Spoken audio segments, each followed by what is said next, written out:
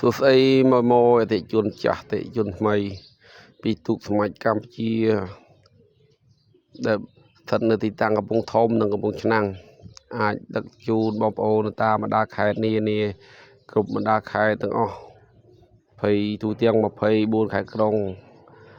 ទូកស្មាច់សញ្ញាមេដៃស្វិតធន់នឹងជាប់បានយូរជាផលិតផលរបស់គោខ្មែរផលិតនៅស្រុកខ្មែរមានការធានាប្រើប្រាស់រហូតទៅ15ទៅ25ឆ្នាំបងប្អូនអាច